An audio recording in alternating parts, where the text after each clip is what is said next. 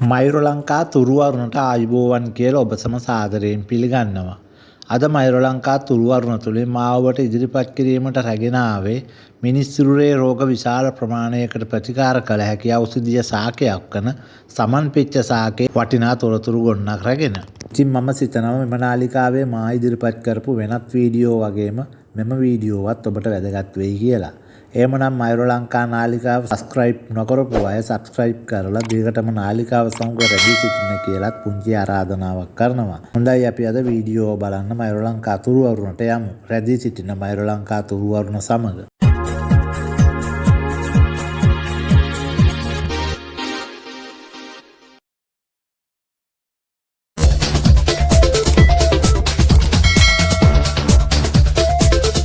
සමන්පිච්ච මල් ලෝකයේ සුවඳ රැජින ලෙස නම් කරන්න පුළුවන්. ඒ තරම් ආකර්ශනීය සුවඳක් සමන්පිච්ච මලෙන් විහිදුවනවා.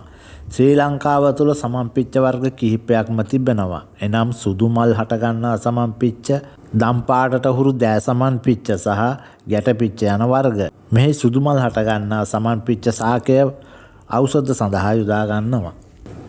ඉතින් මම ඔබට පැහැදිලි කරන්නම් සමන්පිච්ච ශාකයේ ඇති ඖෂධීය ප්‍රයෝජන මොනවද කියලා. සමන්පිච්ච ශාකයේ මුල් කොළ මල් සිංහල ආයුර්වේදයේ මෙන්න මේ කියන රෝගවලට ප්‍රතිකාර කිරීමට යොදා ගන්නවා. කන් කැක්කුම, මුඛ රෝග, දත් රෝග, සෙම් රෝග, චර්ම රෝග, මුත්‍රා රෝග, දියවැඩියාව, මතක ශක්තිය වර්ධනයට, ඉරුවාරදය, තොල් පැලීම් වලට, අර්ශස් රෝග, සිරුරේ දැවිල්ල, තුවාල, වන, කුෂ්ඨ යන රෝග සහ තවත් රෝග බොහෝමයකට මෙමගින් ප්‍රතිකාර කරනවා. සමන්පිච්ච විස බීජ නාශක ගුණ දෙන ශාකයක් ලෙස හඳුන්වන්න පුළුවන්. ඉතින් මා ඒකී රෝග කිහිපයකට මෙසේ ප්‍රතිකාර කරන්න පුළුවන්. ඔබගේ ඇස් දැවිල්ල, ඇස් කැසීම්, කඳුළු ගැලීම්, ඇස් රතු වීම යන රෝගවලට ප්‍රතිකාරයක් ලෙස සමන්පිච්ච මල් ප්‍රමාණයක් ගෙන වතුර භාජනයකට දමා රැය පහන් වන තුරු එය තබා පසුදා උදෑසන ඇස් දෙක සේදීමෙන් සුවය ලබා ගන්න පුළුවන්. ඔබගේ දත් මුල් විදුරු මස් දිය වී යනවා නම් ඒට ප්‍රතිකාරයක් ලෙස සමන්පිච්ච කොළ තම්බා එමගින් කට සේදීමෙන් සුවය ලබා ගන්න පුළුවන්. ඔබගේ හිසේ කැක්කුමට සමන්පිච්ච මල් ඇල්දියෙන් අඹරා නරලෙහි ආලේප කරන්න. එමගින් හිසේ කැක්කුමට සුවය ලබා ගන්න පුළුවන්. ඔබගේ සිරුරේ තුවාල සුව කිරීම සඳහා සමන්පිච්ච මුල් සහ කොළ තම්බා එම ජලයෙන් තුවාල සේදීම සුවය ලබා ගන්න පුළුවන්. මේ දිනපතා ඔබ කළ යුතුයි.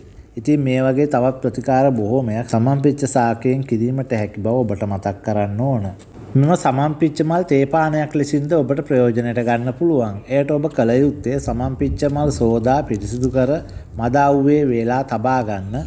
ඔබ තේපානය කරන අවස්ථාවේදී වේලා තබාගත් මල් ස්වල්පයක් උණු වතුරට දමා එයට මී පැණි බිඳු කිහිපයක් මුසු කොට පානයට ගන්න.